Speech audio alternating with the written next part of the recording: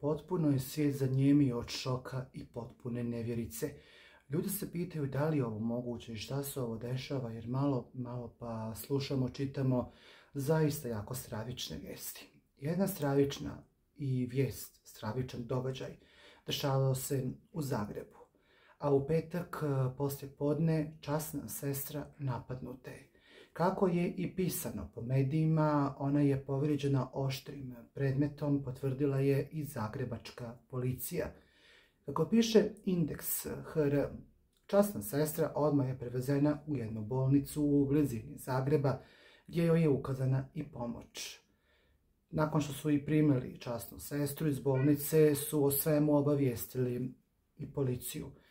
Kada je ova informacija dospjela na sve moguće društvene mreže, javnost ostala je potpuno van sebe. Ljudi se pitaju šta se ovo dešava, kako je moguće. Časna sestra dobila je stravične, užasne povrede, a kada je vijest dospjela na društvene mreže, naravno da je javnost iskomentarisala, svi su bili potpuno van sebe i u potpunoj nevjerici.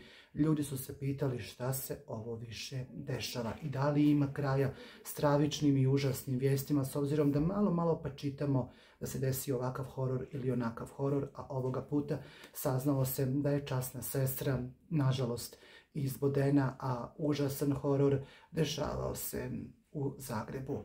Ona je hitno primljena u zagrebačku bolnicu gdje su povrede još sanirane, a naravno da su mnogi ostali zatečeni kada je ova informacija dospjela na sve moguće društvene mreže. Na Facebooku ljudi su komentarisali sramota, užas, pa dokle ide ovaj svijet, šta se ovo dešava, potpuno nevjerovatno.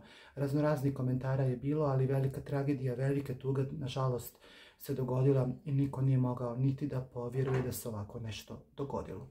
Časna sestra je povrijeđena, a horor dešavao se u Zagrebu.